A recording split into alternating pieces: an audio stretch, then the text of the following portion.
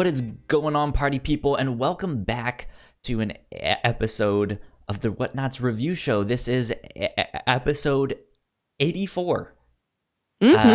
Each week here on the show, we have a brand new story to talk about. Could be a comic, could be a manga, movie, TV show, cartoon, who knows. We rate it, watch it, do what we have to do, come back here, and talk about it. My name is Kyle Springer. I am joined, as always, by Melissa Wilkinson. Melissa, how are you? I'm good. How are you today? Doing pretty good. I had a bagel for breakfast.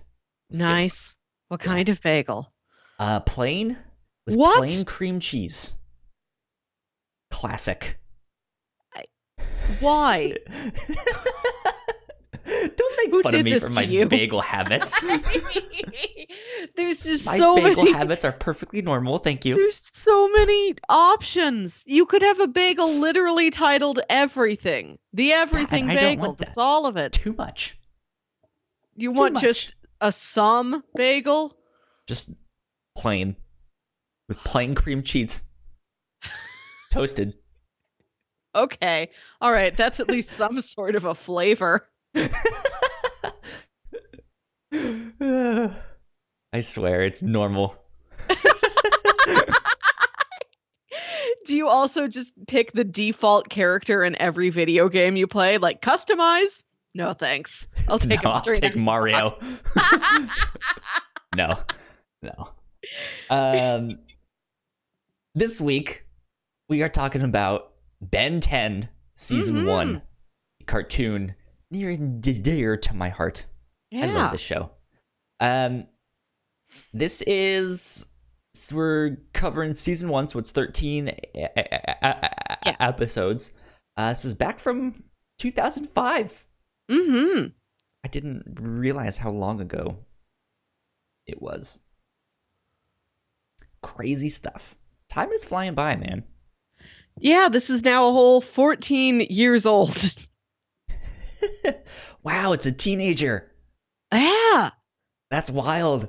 Yeah, Ben 10's old enough to, like, slow dance.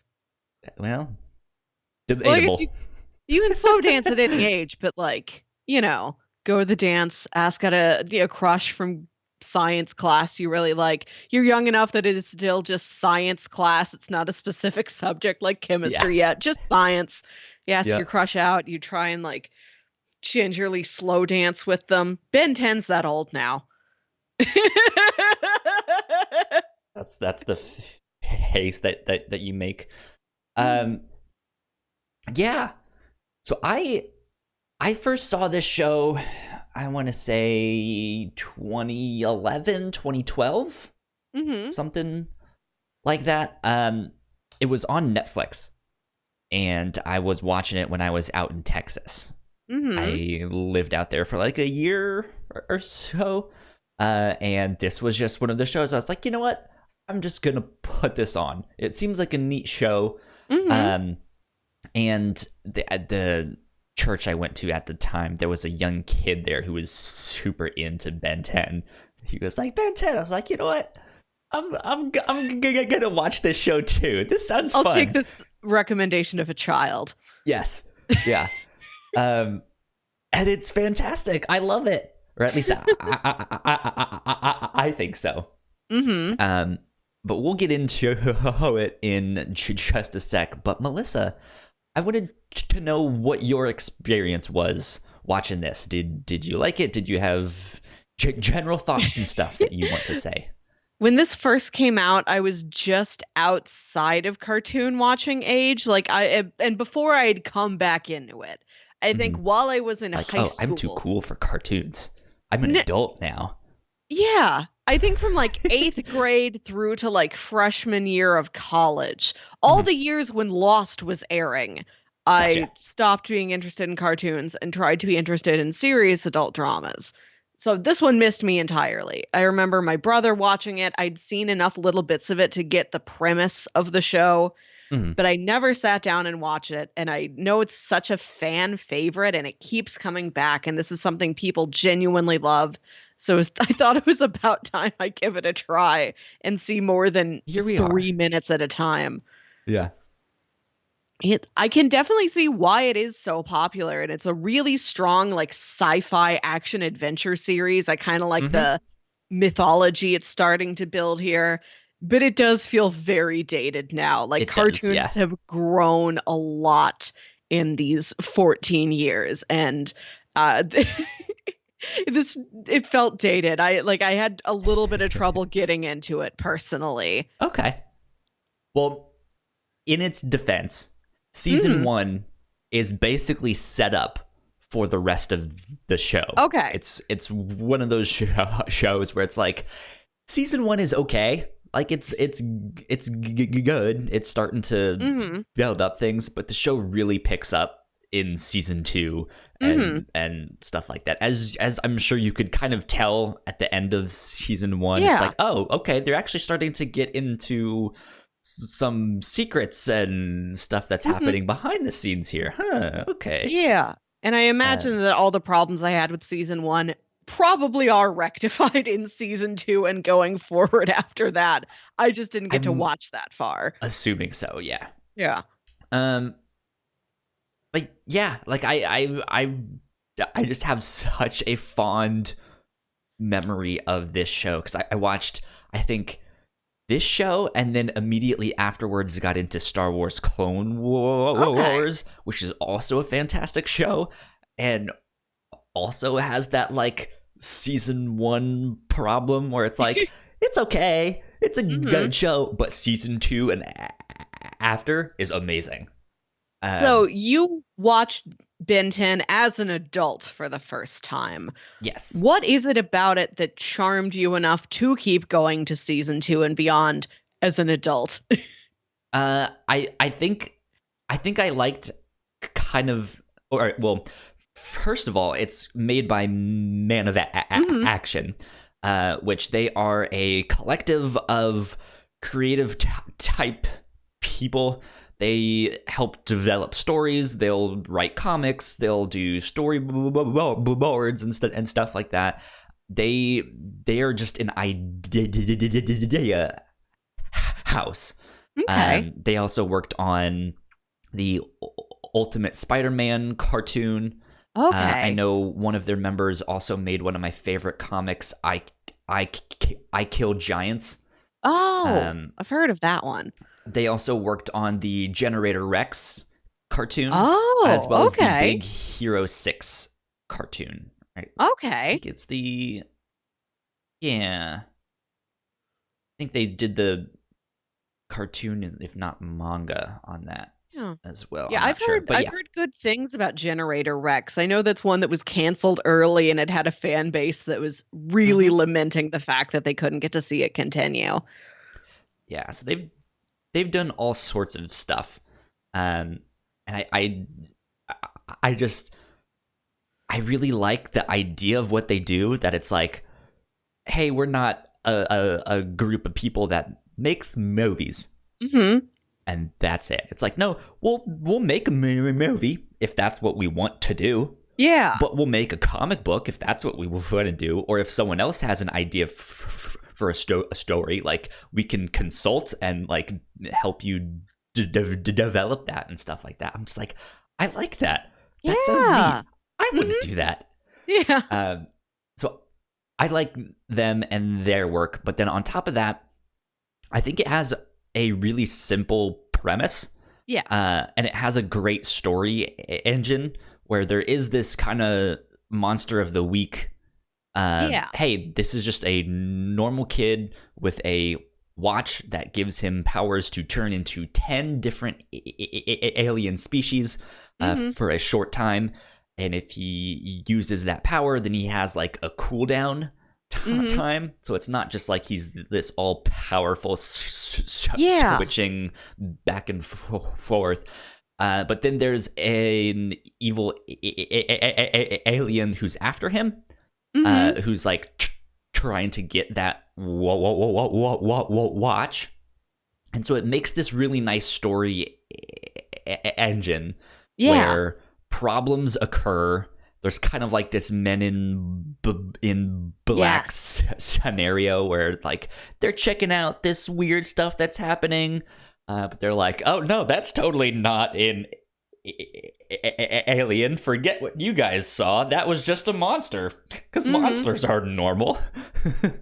um, so I like that stuff. But then once they do start getting into more of the lore and building the show out, it gets into like multiple. It's not as Monster of the Week. They do have episodes that are like 2 or 3 parts. They start to have actual storylines. There's a lot more character development.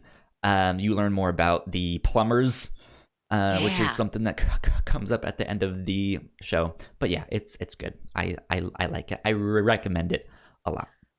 I do like that there are very clear rules on, I mean, not super duper clear. It's not like, well, I have 90 seconds to be this monster, then I cool down for 1 hour, but you know how it works. You know what it does and what it doesn't do. And I liked that we've got a very clear sense of how things are going to work. Exactly. Like he has limitations. It's not the sort of loose, amorphous, like free flowing kid with superpowers adventure. Like he's superpowers under very specific parameters only. Which I think I like just how simple that is. So, well, I kind of did a synopsis in my long rant of why I like this show. It's just about a young boy who's on summer vacation with his grandfather and his cousin. He thinks it's going to be the worst time ever. And they are camping, and this meteor hits. He goes to investigate, and he gets this special watch that allows him to turn into 10 different aliens. And then there's Vilgax, who is after him because he wants that watch. So there you go. Anything else to add to that before we get into housekeeping and spoilers? I think I can just save everything for the spoiler section. Let's do some housekeeping, then we'll really dive into this. Cool. Well, if you guys did not know, we have multiple podcasts here at The Whatnauts, so be sure to go check them out on our website, which is thewhatnauts.com. Or you can listen to them all on your favorite podcasting platform. Just type in The Whatnauts and all of our shows will pop up. If you like what we do, patreon.com/thewhatnauts is where you can throw us your pocket change. You guys can get access to the live streams of this show. You guys can get episodes early. You guys can get exclusive content, all sorts of stuff like that. And we also want to give a big shout out to our Patreon supporters at the $5 tier. So thank you, Sam, and thank you, Christine. Thank you for all your support. It means a lot. It does. Okay. Let's get into spoilers. Yeah. There we go. Spoiler alert. This isn't necessarily a spoiler because it's pretty apparent from like episode 1. But I think the biggest issue I had with like getting into the show is that Ben himself comes across as pretty abrasive. He's kind of a brat. Yeah.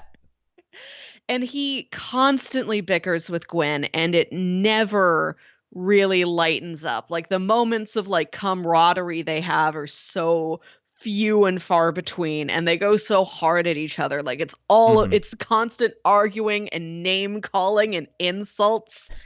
And I feel like this is something such a dweeb. Yeah. They say dweeb like 20 times over like 13 episodes. It's tiring. And that's something cartoons have just gotten away from in the years since then. And watching this really better at. So it's not annoying. Or at least it's funny. That's something else that bugged me about the show. I'm like, this isn't very funny. It's not like it's trying for jokes. Like sometimes it tries for jokes and they're kind of weak, but other times it's just like straightforward exposition and action stuff. Like the episode where they go to visit the great aunt in the retirement community, and Grandpa's Mhm. like, "Watch out, she's a pincher." She like pinches Gwen's cheeks and she grimaces, and she pinches Ben's cheek and he grimaces. And like, is that it? Was that a joke? Were you supposed to put a joke in there? Like, it just happens. I I feel like some of that stuff isn't even like meant to be jokes, like no punchline, but Hmm. it's this like feeling of being a kid. Maybe you have that like sibling that you argue Hmm. with all the time. It's summer vacation, so you want to do what you want, but you can't. And so it's just Yeah. idea of like you're not in control. Like you just, I hate it when grandma pinches my cheeks. Ugh, But this is the worst. there's this weird spot that feels like it should be open for a joke because they just do Right. the exact same thing a second time.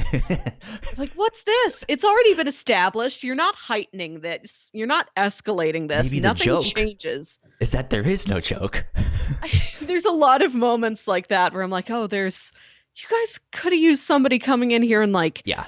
punching it up. But what I was Yeah. saying is that earlier is that in recent years, cartoons have made heroes that are a little bit more uh, sensitive and nervous and fallible and more emotional. Like earlier Mhm. this year, we watched Gravity Falls, which is a show about Yes. these twin siblings with their great uncle doing supernatural adventures, like not terribly dissimilar from Ben 10.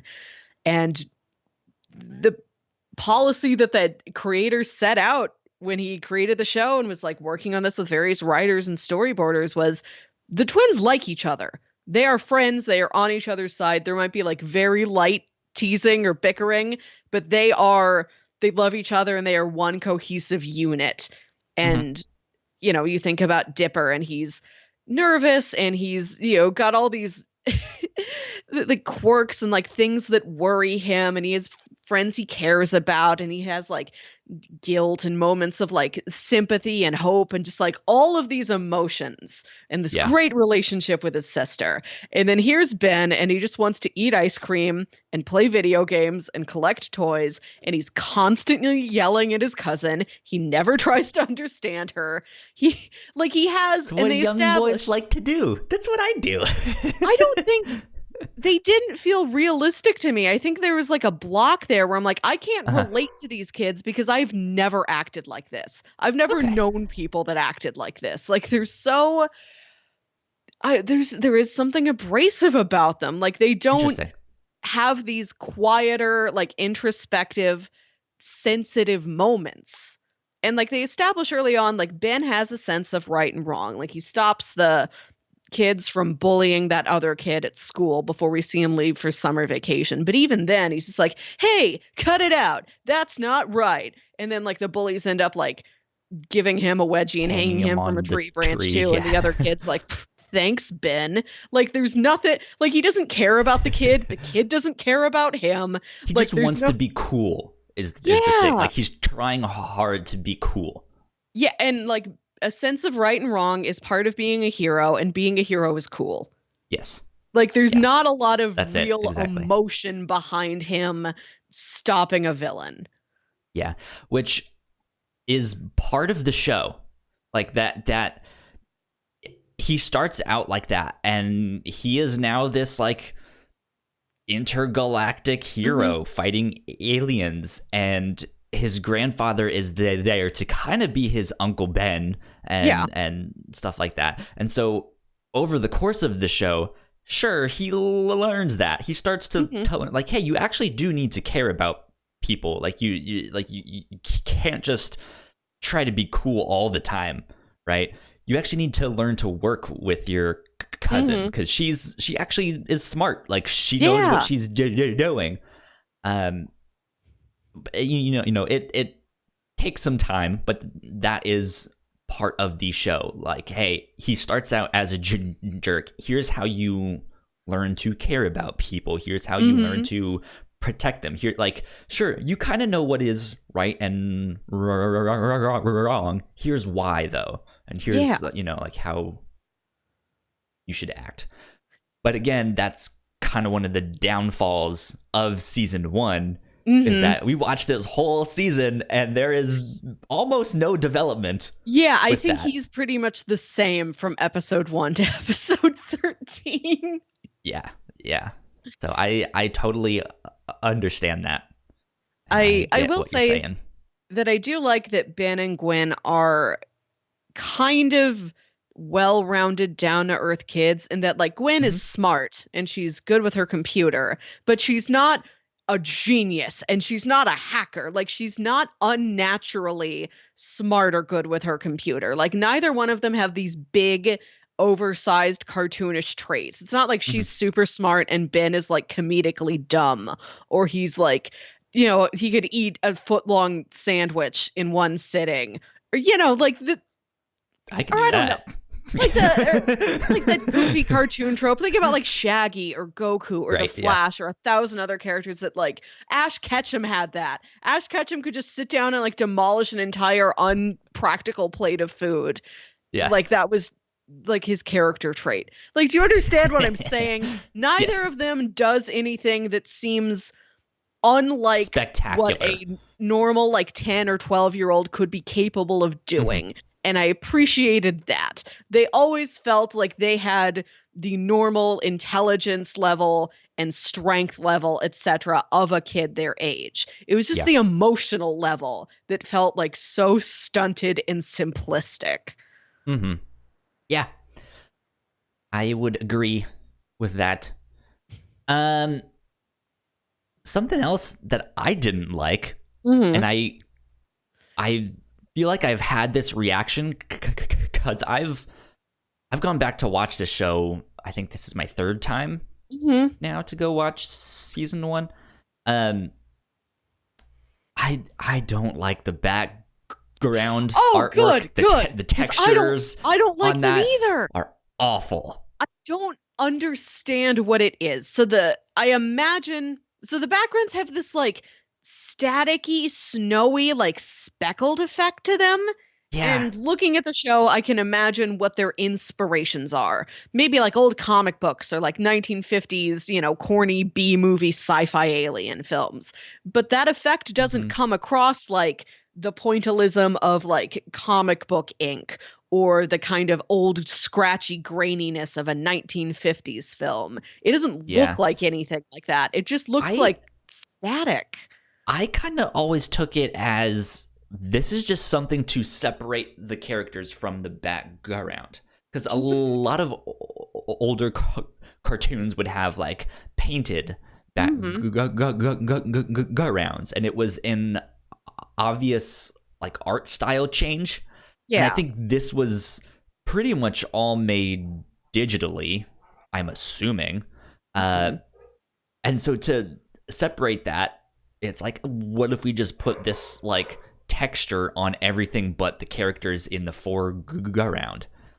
It was just like, ooh, But yeah, it doesn't that does not look good. It doesn't look good. It doesn't make sense. The characters jump out too much from the background and it's Hmm. jarring.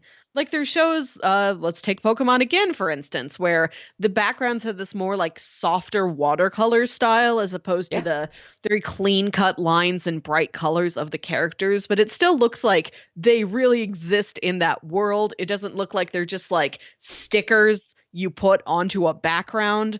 Ben 10 has the sticker look. It doesn't look like anybody's ever really there. Hmm. And I feel like that's one of the things that they fix, which is also Good. why I'm thinking that is like every time I've gone back to watch this show, I'm just like, ooh, that doesn't look good at all. Mhm. So hopefully they fix it. I don't remember though. Mhm. Um, but yeah. So apparently, let's see. The franchise consists of 5 television series and Mhm. 4 films, the latter of which aired between 2007 and 2012. The franchise has spanned 13 years and is Wow. Cartoon Network's longest running franchise to date. Ooh.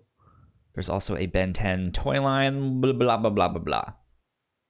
So, yeah, I mean, this obviously had a lot of sticking power, Mm-hmm. right?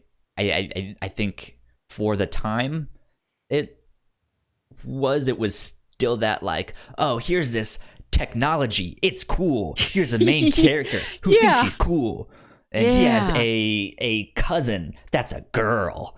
And Yeah, she's cool too, but they don't like each other. yeah, this also felt like it came from an era. I feel like it was a handful of years after this that there stopped being such a clear-cut gender divide in kids' cartoons. Like you Mhm. think about Adventure Time, for instance, which premiered in like 2009, I think, maybe early 2010. And it's a show about this boy and his man dog brother, but like almost every other character in the series is a female. Like it's got this boyish hero, but like almost an exclusively Mhm. female supporting cast. And it's very egalitarian like that. It doesn't feel like a boys' show or a girls' show. Same thing with Yeah. like Phineas and Ferb or I would even Gravity Falls say, or anything like that. But this is like, oh, this is a boys' show. This is such a boys' show. oh yeah. There's nothing here for a 29-year-old woman. Um, I would even say Avatar: The Last Airbender, because this started Yeah. the same year. Oh, wow. These shows feel so different from each other. Yeah. Which is also why Avatar is like at the status that it's Yeah. at, because it is really good. And I think in the long run, yeah, it's still a lot better Hmm. than Ben 10. But I think immediately after season one, they were just like, oh, we need to take notes. We need to Good. start doing some stuff that they're up to. Yeah. Which that really shows. But I think even Avatar: The Last Airbender didn't have the like, this is a boys show or this is a girl Yeah. show. Yeah. Um, but yeah, it still kind of came before the wave of cartoons that came with Adventure Time Hmm. and the regular show and stuff like that. Hmm. Um, so yeah, it's interesting.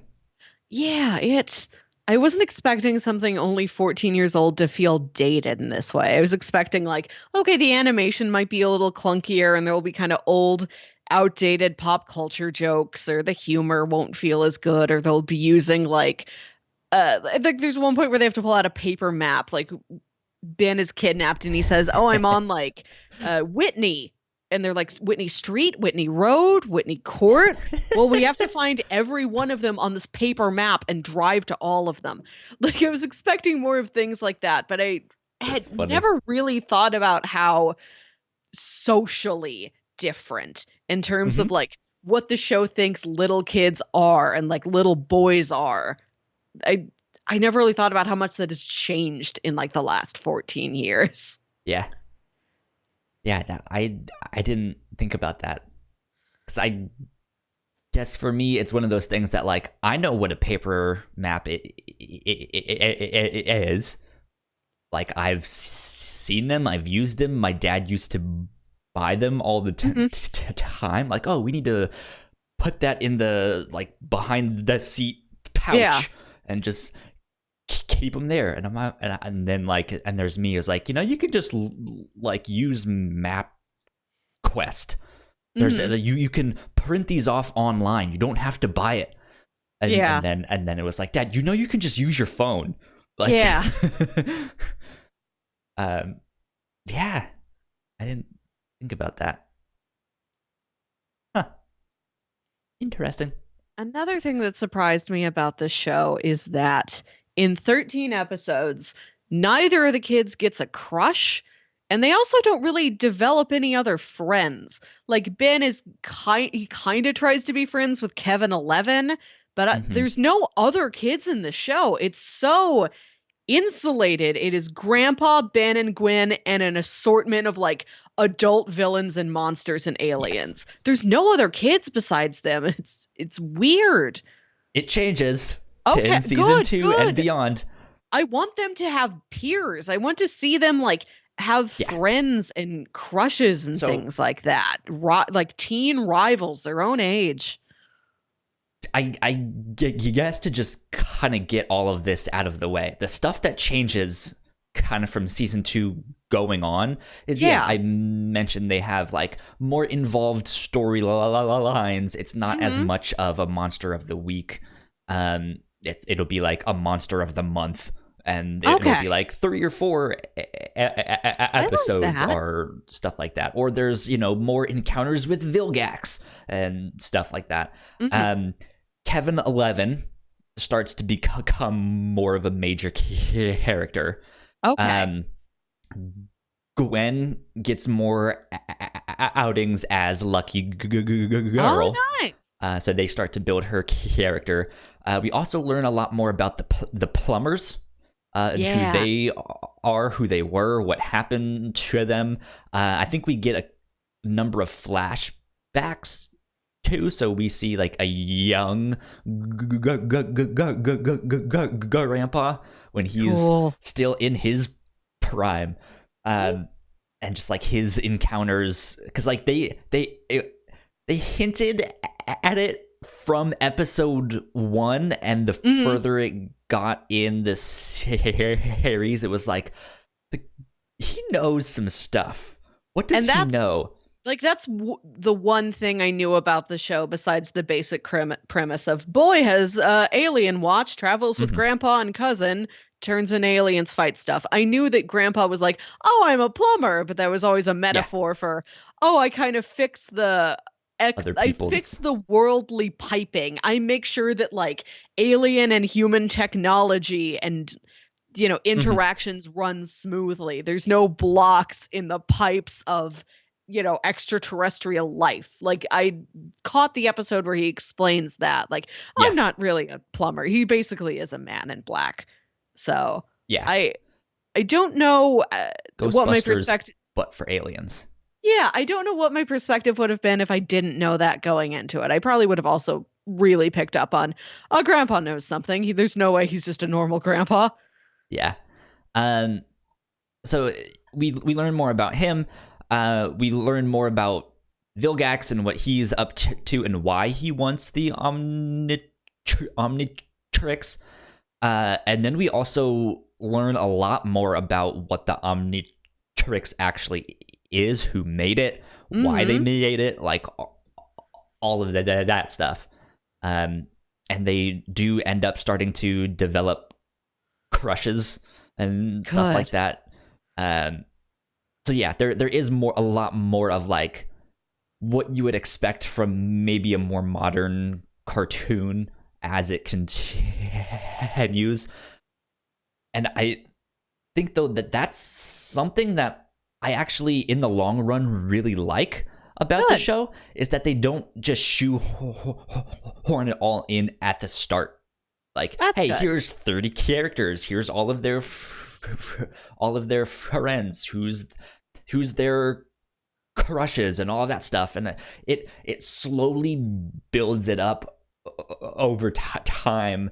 So by the time you look back at the end of season 3, or who knows what, you're just like, wow, we've come a long ways.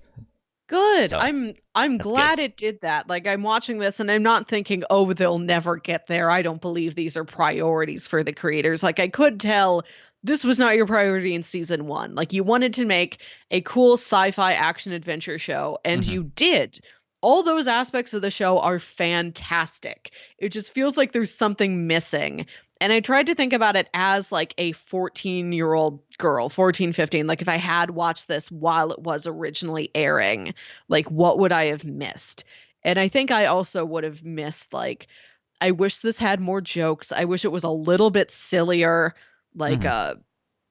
like Teen Titans. I think Teen Titans was Yes. like one of the like last couple cartoons I watched at that age before I felt like I was kind of growing out Teen of cartoons and Titan. I watched more adult shows. And like I liked how that could be kind of goofy, that had jokes in it. I liked the social interactions between those 5 young characters. And I think as a teen, I would have looked for something more like that from the show. But I agree with you. I am glad that they like didn't try to do everything at once. They're like, let's make sure we Mm-hmm. do one thing well and then we'll go on to tackle the rest of what pieces the story might need to become this fully fleshed out thing. Yeah. So according to Wikipedia, Ben 10 was also the very first thing that they made. Man of Action made, or at least the first cartoon. Like, they'd been making comics and stuff like that, I'm sure, like on their own, but as Man of Action, Ben 10 was their first thing. So I think this really was a learning experience for them, of just like, how do we do this? How do we make cartoon? How does cartoon? Yes. Right. And so I think, unfortunately, that really shows in this first season, where it's like they got a lot of the groundwork laid, but it still hadn't come together yet. It was just like, okay, you have all of the ingredients, now make a cake. Yeah. So. Yeah, this feels like they just made a cake, and there's like no frostings or layerings or fillings or anything on it. It's just like, here's a 9 by 13 block of yellow cake, and it's like, okay, where's the rest of this? It's like me trying to make a cake for a first time, where it's like, okay, I think I followed the directions. I think I measured that right. I don't know. It doesn't look exactly right, but it's still recognizable as a cake. And then I'm putting the icing on, and it's like tearing it up and stuff like that. I'm just like, well, there's icing on it, but it's done. Here you go, Mom. Happy birthday. It's all of the ingredients of the cake. But yeah, it ends up turning into something that I really like. Good. Can I ask you, what is the difference between all of these different series of Ben 10? Because I was never really sure what's a continuation and what's a reboot. Just as like the a only bystander reboot, occasionally seeing commercials on Cartoon Network. The only reboot is the Ben 10 series from 2016. Okay. The other series, Ben 10, well, Ben 10 was the original one in 2005. Ben 10 Alien Force came out in 2008. That's the follow-up series. Ben 10 Ultimate Alien is the third one, and then Ben 10 Omniverse is the final one in that, like, original series. So Alien Force, which is the second series that they made, takes place 5 years after Ben 10 and takes a darker turn. Good. But he's now 5 years older. They're in, I guess, like high school-ish. Young high school. Start of high school. Then let's see. Ultimate Alien was slated to premiere after the series finale, Ben 10 Alien Force, on March, blah, blah, blah, but actually premiered April 23rd in the US. Blah, blah, blah. The plot follows on from Ben 10 Alien Force, set 1 year after the events of the previous series. The Omnitrix has been destroyed. Oh. And Ben must learn to master the incredible and incomprehensible secrets of the Ultimatrix. Ooh. A gauntlet-like version of the old Omnitrix that only gives him access... that not only gives him access to all of his original alien abilities, but also allows him to evolve his alien forms into far much stronger and more powerful versions called ultimate forms. Like a Digimon. Kind of. Like a Pokemon, yeah. So yeah, like, stuff like that happens along the way. I know I don't remember which series it takes place in, they travel to the future. He meets Ben 10,000. Wow. Because instead of just 10 alien species in his little watch thing, he has 10,000. And he can be almost anything he wants to be. Wow. Stuff like that. So, which was your favorite alien? I think my favorite is the red one. With the 4 arms? Yeah, it's the 4 arms. It's kind of the least interesting one because it's just like, he's the strong guy. Yeah. But like, when he shows up, there are moments that really make me think it's a Hellboy show. Especially in the Lucky Girl episode. Because they're fighting more of a supernatural thing rather than it's like, oh, it's aliens. It's like, no, this is magic and demons and stuff like that. So here's this like big red monster. I'm like, this is like a Hellboy cartoon. That's sweet. So yeah. I think my favorite was the ghost one. I don't remember his name. But he does have names. Yeah, I caught some of their names, but not all of them. Like there's 4 Arms and Gray Matter and I don't know, Wet Boy. I forget the names. But the ghost one I liked. I mostly liked that voice. Just hearing what this bratty 10-year-old boy would be saying in this eerie ghost voice was really entertaining. Yeah. Did you have a favorite episode? I really liked that tourist trap episode. Okay. I think that did have my favorite joke from the series, where they go to this little town that's full of like tourist traps and roadside attractions, and they meet the mayor, and then they're going into one of these attractions. Mind and the signs. It's the same guy there taking the ticket, and they're like, "Aren't you also the mayor?" And he just says like, "The heavy head that wears the crown is also burdened by many other hats." Yeah. He who wears the crown is burdened by many hats. I liked that one a lot. That was a good one. That's also one where you like kind of start to see Ben and Gwen have some sort of camaraderie, because there's a montage of just like a bunch of Polaroids of them messing around in every roadside attraction. Yeah. And it's because then they have a common enemy, which is how boring this place is.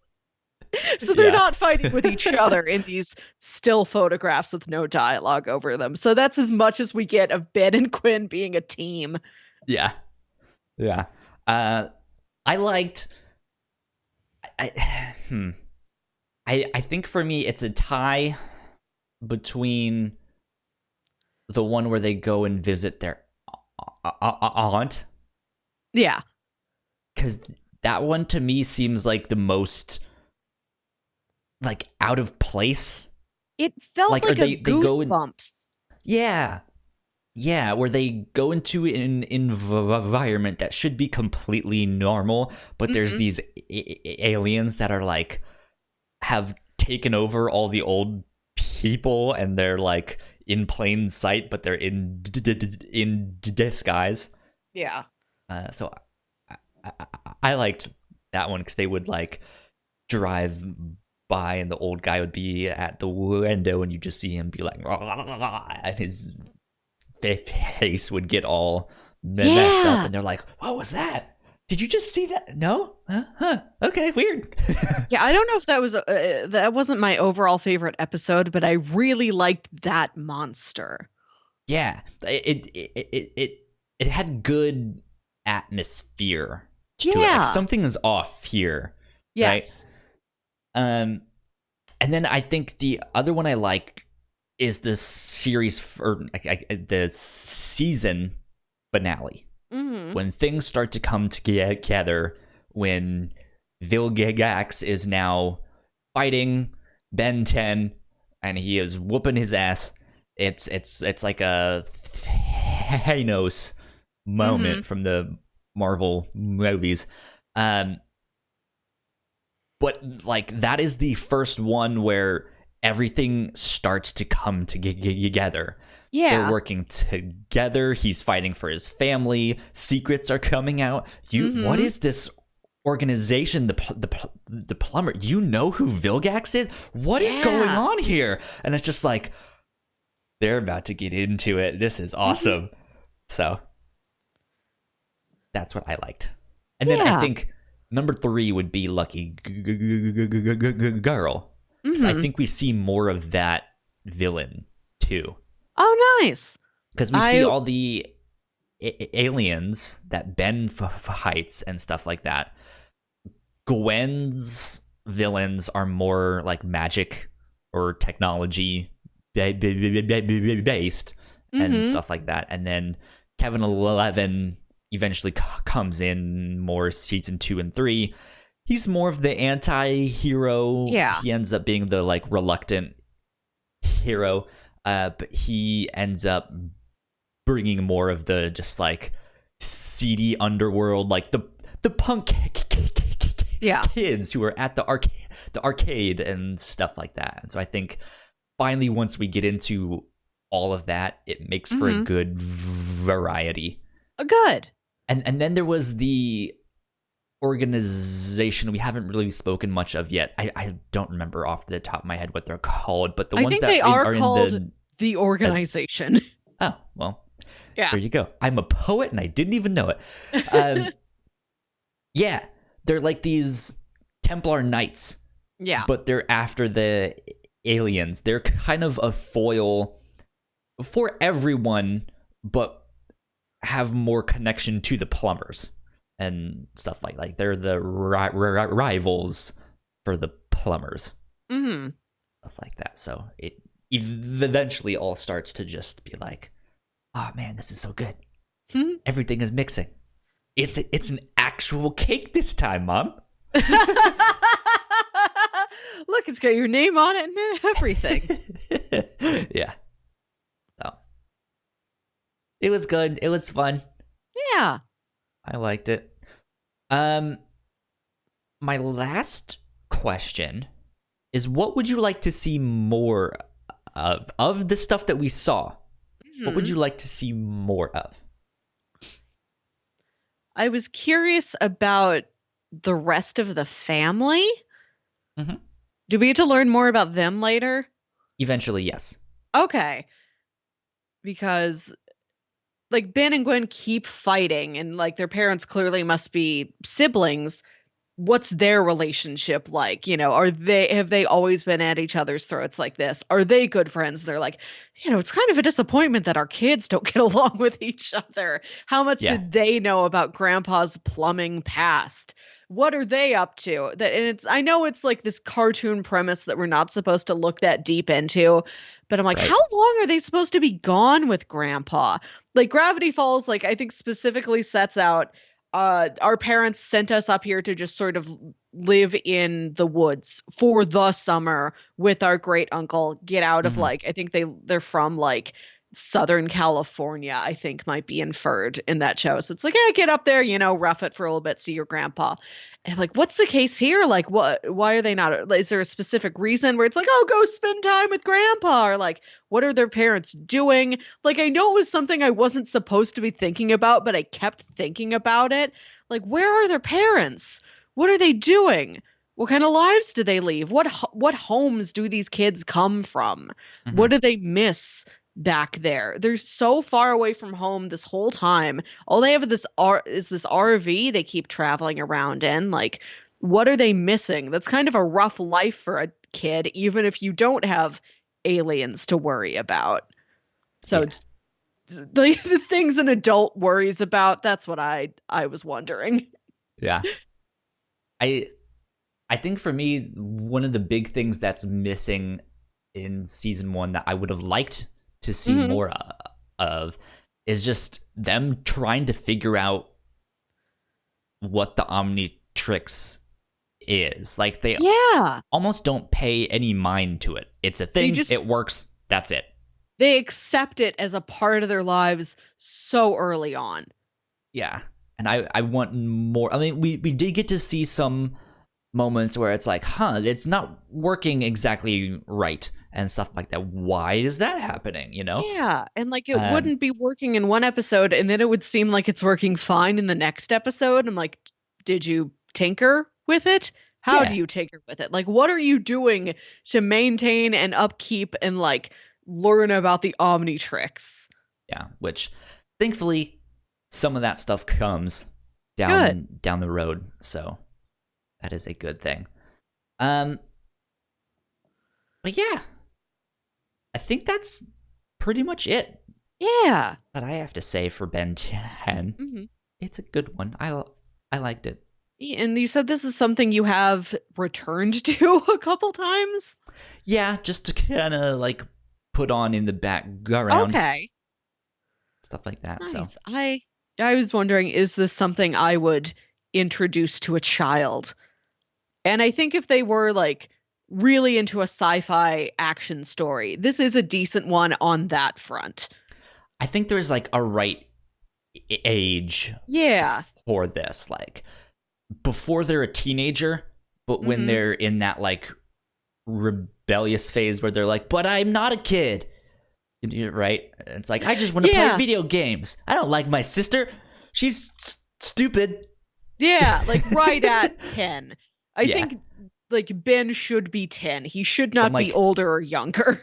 8 to 12. Like that, Yes. I think is the target audience. Mm. Whereas then there was me who was watching it when I was like 22 and being like, this is awesome. This is great. I like And a this. Corona and Ben 10. Yeah, that's what I would do. I can't make fun of you. My 22nd birthday was princess themed. Perfect. We are the target audience. 22-year-olds named Melissa and Kyle. It was good. Mm-hmm. If you had to recommend, if they liked this show, what else might they like? Definitely Gravity Falls. That's what it made me think of the most, which is a lot more supernatural as opposed to, it's a lot more paranormal as opposed to sci-fi, but it's Sure. got that same like two kids, an older male figure, kind of weird monster of the week. They've got like a mysterious object that kind of guides them to learning about things. It's like a Mm-hmm. more mature, sort of heartfelt and way funnier version of Ben 10. Gravity Falls is really funny. I feel like cartoons in general are so much funnier now. Like Mm-hmm. Ben 10 was clearly like an action show and it Yeah. was there to do action, and now like the genre lines are so much fuzzier, and all the shows can also be comedies. Yes. I would recommend Ultimate Spider-Man, Hmm. which is also made by Man of Is that the one Action. with Drake Bell? I don't know. I don't Is remember. Is this the one where Aunt May has got like this really cute short pixie cut and she dates like Maybe. Agent Coulson? Maybe. Okay. Um, I've seen like the first season of that show. I have one of the like cheap dollar store cups of Ultimate Spider-Man. But that was really funny. I remember it being pretty good. We've also mentioned Avatar: The Last Airbender. Mhm. That was a fantastic show. I'm trying to think. Is there something else? I had something on the tip of my tongue. Now I don't remember what it was. Oh, Star Wars Clone Wars. Mm-hmm. Because I mentioned that at the start. Yeah. That's a fantastic show. And it's on Disney Plus along with Star Wars Rebels, which is Oh. the follow-up to Star Wars Clone Wars. I'd And also then like there's to the new recommend one. Danny Phantom. Oh, yeah. Danny Phantom's great. Nobody talks about it enough. Danny Phantom. There you go. Good stuff. Mm-hmm. That is what we would recommend if you guys liked Ben 10. Melissa, Yes. it's your turn to pitch. What do you got for me? Is. So it's your birthday this week, Kyle, correct? Tuesday. Okay, because for a lot of this time, I believed your birthday was in a completely different part of the year. Because your old Twitter handle had the number 315 in it, and I presumed by the laws of the internet that must be your birthday. So I always thought your birthday was March 15th. And so I remember pitching you something that week saying, and here's something I think you'll specifically like just for you for your birthday. And you're like, my birthday's in November. November. Technically, that was the my house number at an old house that I lived at. It was also the birthday of the girl that I liked back then. Aww. So there you go. That Cute. wasn't planned, but it was just like, oh, it happens to be her birthday. Okay. Cute. Fate. But now that it is really your birthday, I have picked out 3 movies that are all about things you love. I have a movie about giant robots, movie about video games, movie about time travel. Here we go. And if I'm correct, these are all movies you haven't seen, or at least that you don't know well. So these are 3 fun birthday surprises for Kyle. Okay? Our giant robot pick is, of course, one of my personal favorites, Pacific Rim. Pacific Rim, you're right. I have not seen that one. This is directed by Guillermo del Toro. I believe this is from 2012. And this is a fantastic original story where in the future, these giant kaiju just come rising up out of a mysterious tectonic rift in the Pacific Ocean.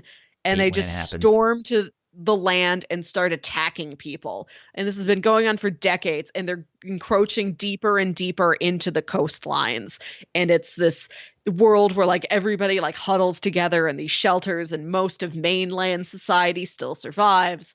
And they've created these massive giant robots called Jaegers that are piloted by 2 people who cybernetically link to each other and to the robot. So it's this perfect united partnership, and they synchronized swimming in giant robots. And they just mocap these robots around.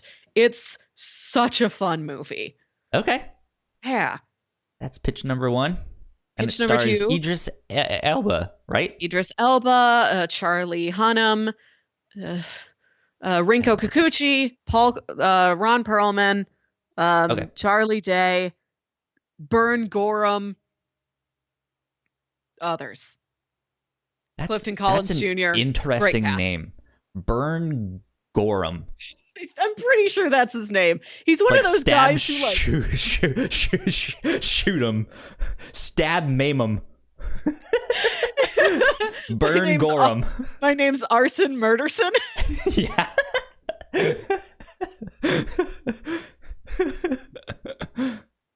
Okay, pitch number 2. Pitch number 2 is the video game movie. This is another personal favorite of mine I think you'd love. This is Disney's Wreck-It Ralph. I also have not seen this one, but it is on Disney Plus. It is, and I own the Blu-ray of it, and I've watched it several times. I really like this one. This one is also from, I think, 2011 or 2012. I forget if it was before or after Frozen. They were both around that time. This is a movie about an arcade where the worlds within the arcade games are all real. Those are all living little people in there, and they can travel to the other video games within this arcade. And Wreck-It Ralph is this big kind of Donkey Kong kind of character, and that he's just there to demolish stuff while another more photogenic hero defeats him. And he's tired of being the villain over and over and over again. He's stuck in this path. He can't change it. So he breaks into another game, and he ends up releasing this virus that will infect everything in the arcade if he doesn't team up with other video game characters to stop it. And it's got some wonderful original video games in here that they made up just for the film, and tons of cameos by other characters. I'm looking at the DVD cover, and we've got Sonic, Eggman, there's a Pac-Man ghost, there's Q*bert, there's Zangief. A real loving tribute to video games is in this. Cool. And it even works on me, who doesn't know a dang thing about video games. Speaking of video games Mm-hmm. and Guillermo del Toro, I've been playing Death Stranding, in which they've like his likeness is one of the characters. Yeah. You play as Norman Reedus, who's in that film. There's a whole bunch of big actors in that. It's fun. And they're literally big. Like, isn't one of them a giant in the game? Nope. Was this a trailer? Was this an old early trailer? I swear Norman Reedus was like several stories tall. Did I make this up? You might be dreaming it. Okay, all right. Unless there's a thing that I haven't gotten to yet. Okay, nobody's a giant. Whoops. Pitch number 3 is the time travel movie. This is a movie I've never seen, so this could be a surprise for both of us. This is the 2004 indie film Primer. Oh. And I've heard that this movie is like very detailed and granular about specifically physically how time travel would work, and the guys did it on like no budget, and it's just scripted really tightly. Like it's more of a thought exercise and a layout of exposition than it is a film. But I've always heard this put up there as like one of the best investigations into what time travel could do in any story. And the actual little synopsis for it is intellectual engineers Aaron and Abe build and sell error-checking technology with the help of their friends Robert and Philip.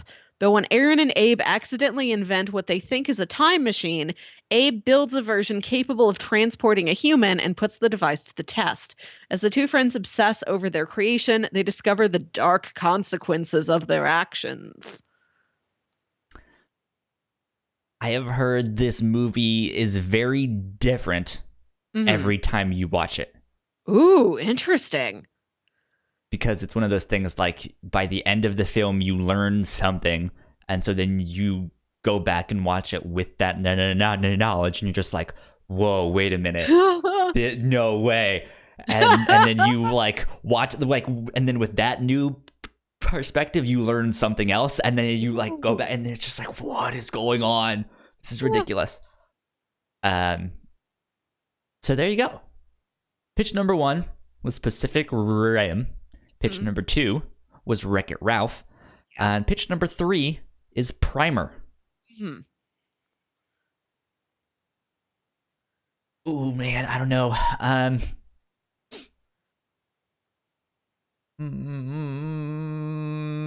These are all good. I think I'm most interested in Primer. Okay. Because I've heard so much like this is gonna explode your mind. So I'm excited. I'm scared. Okay. Okay. You're the one that picked this. You're the one that's just going to be dealing with Kyle, you're doing this to yourself. You're doing this to yourself. I am my own worst enemy. I'm gonna watch Primer. Sounds good. All right. That is what we will do for next week then. Mm-hmm. Melissa, where can the people find you on the interwebs? You can find me on Twitter and Instagram at WilkyWit. That's WILKYWIT. You guys can find me at Yo Kyle Springer on Twitter and Instagram. We are at the Whatnauts on Twitter if you guys want to stay up to date with our shows. Go like, share, subscribe, sell your soul. You guys know all those things. We could absolutely use your help getting some reviews on iTunes and Google Play and stuff like that, wherever you guys do that stuff. Yeah, that'd be good. That would help us out a lot. I guess that's it, though. This has been episode 84 of the Whatnauts Review Show. We will be back next week with Primer, a very intense time travel show. Yeah. Movie. I'm already lost. I haven't even seen it yet. We'll be back with that next week. Bye. Bye. Hey, thank you so much for checking out our show. We hope you enjoyed it. If you liked Ben 10, let us know down below what your favorite transformation is, which alien he turns into. You liked the most, because he has 10 of them, as the show implies. Good one, Kyle. You're real smart. In the meantime, go subscribe to our channel, which is right up there. Go watch one of our other videos right down here in this corner. That would help us out a ton. We have a bunch more podcasts where that came from. But that being said, we will get out of here. Bye.